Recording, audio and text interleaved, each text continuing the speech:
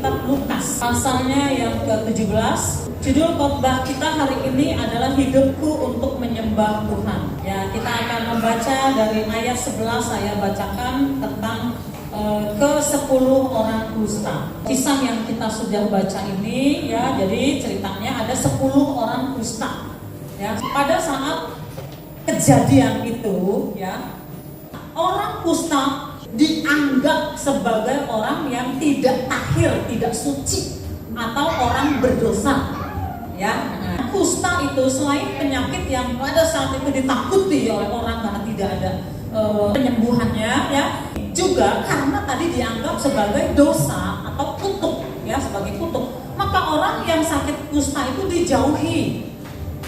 Mereka tidak boleh tinggal bersama-sama dengan orang umum, ya, termasuk keluarganya. Mereka harus dikucilkan, ya, di tempat yang khusus untuk orang-orang kusta. Jadi kalau mereka harus masuk ke kota, itu mereka harus memakai pakaian yang khusus dan mereka harus berkata, ya, saya kusta, ya, gitu. Jadi mereka harus menyatakan supaya orang tahu, ya, dan orang segera menyingkir. Nah, ketika mereka tahu, ya, bahwa ada Yesus, mereka datang. 10 orang ini ingin minta pertolongan kepada Yesus, ya, karena mereka tahu bahwa Yesus itu, ya, bukan sembarang guru tentunya. Mereka berdiri jauh-jauh, di jauh mereka berteriak, ya, Yesus Guru, kasihanilah kami. Yesus Guru, kasihanilah kami, ya. Lalu Yesus memandang mereka, ya, dan mengatakan, pergilah, ya, perlihatkanlah dirimu kepada imam-imam, ya. Pada saat itu imam-imam itulah yang punya kewenangan untuk menentukan apakah seseorang sudah tahir atau belum, apakah seseorang sudah suci atau belum, ya. Jadi imam, ya, yang punya kewenangan untuk menentukan, ya. Jadi orang ini ditahirkan oleh Tuhan, ya, dan Tuhan mengatakan pergi ke imam. Nanti imam itu akan melihat bahwa mereka betul-betul sudah suci. Dan betullah apa yang terjadi di tengah jalan ketika mereka menuju kepada imam-imam, di tengah jalan mereka menjadi tahir, menjadi suci. Nah, artinya penyakit kustanya juga sembuh.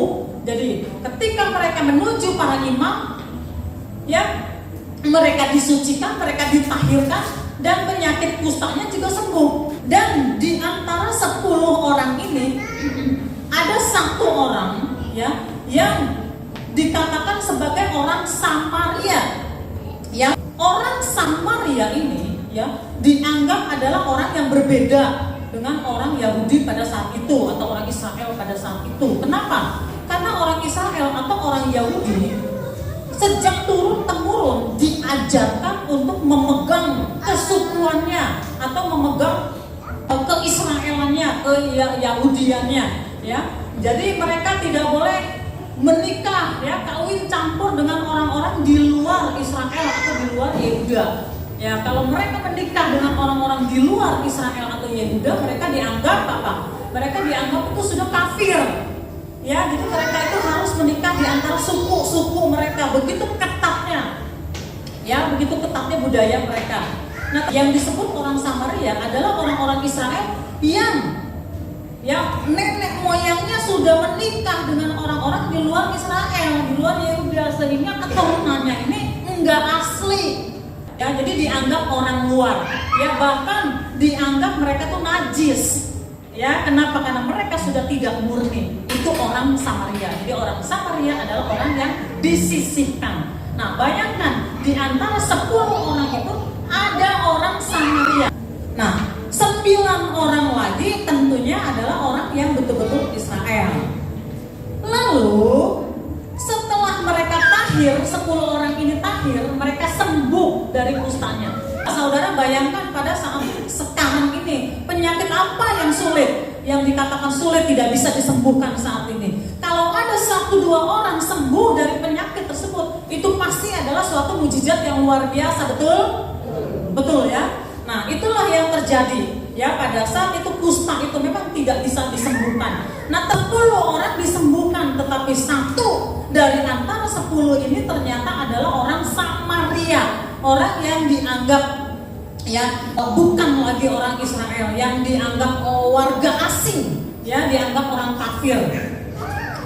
Nah, ternyata sembuh, yang 9 ini hilang, nggak tahu kemana. Seorang dari mereka ketika melihat bahwa ia telah sembuh, kembali sambil memuliakan Allah dengan suara nyaring, lalu tersungkur di depan kaki Yesus dan mengucap syukur kepadanya.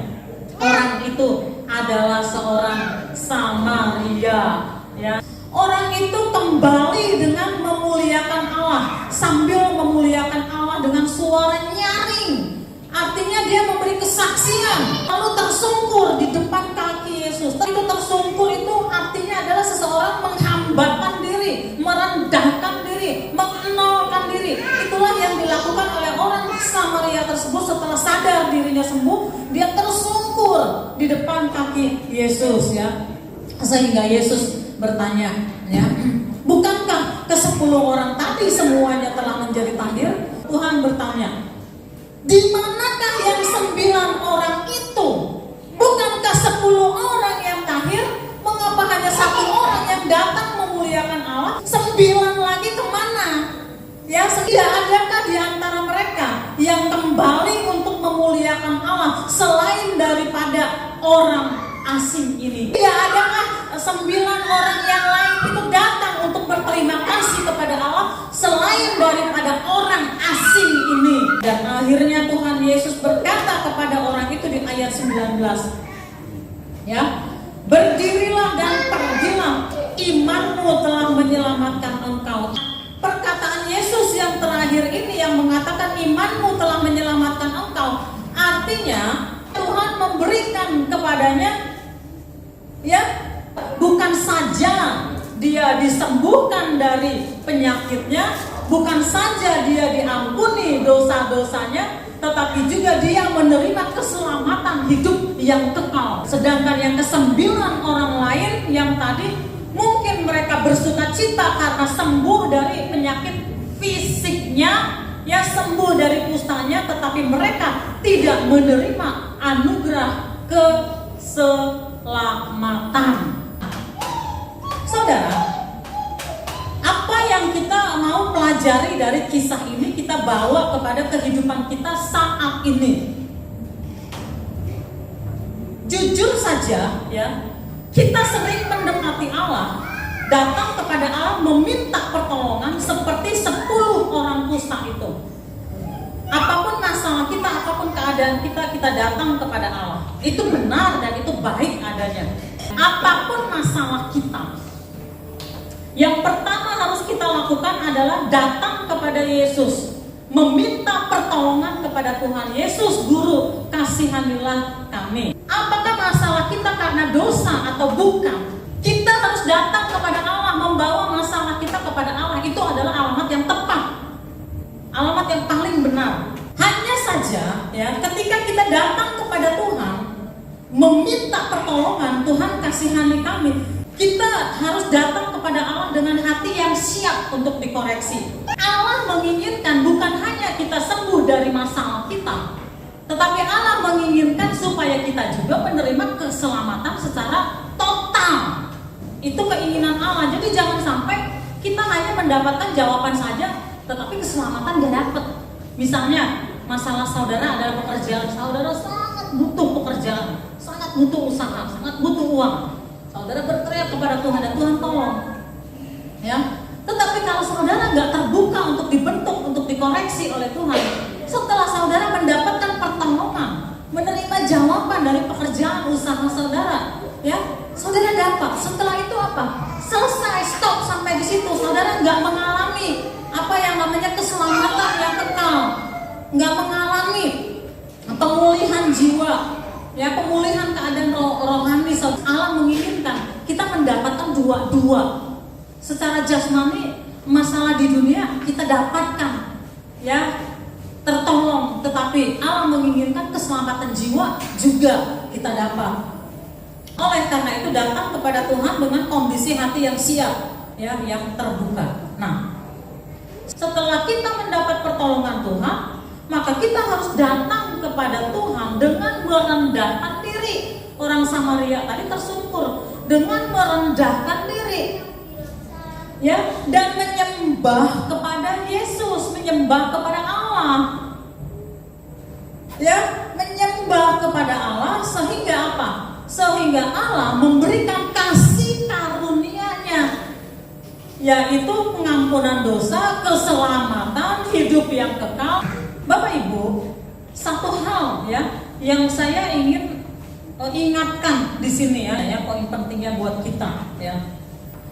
Kalau kita sudah mendapatkan pertolongan Tuhan, maka yang harus kita lakukan adalah seperti orang Samaria tadi. Jangan sampai ternyata kita ini seperti 9 orang yang tidak datang kembali kepada Yesus, yang tidak datang kembali untuk tersungkur dan memuliakan Allah. Kita mendapatkan apa yang kita minta dari Tuhan, setelah itu stop sampai di situ. Orang Kristen sering begitu. Nanti kalau satu ketika kepepet lagi dengan satu kebutuhan yang berat, dia cari Tuhan lagi. Seperti itu. Nah, itu tidak benar. Yang benar adalah ya, sejak kita datang meminta pertolongan kepada Allah, kita sudah punya hati yang terbuka untuk dibentuk oleh Tuhan.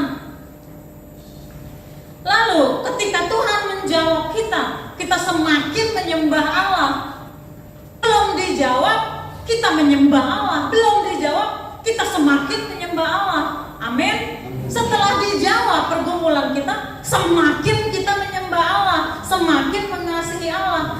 Bahkan hari ini, saat ini juga, ketika kita mendengar firman Tuhan, kita harus berkata di dalam hati kita, saat ini juga aku mau hidup menyembah Allah. Aku mau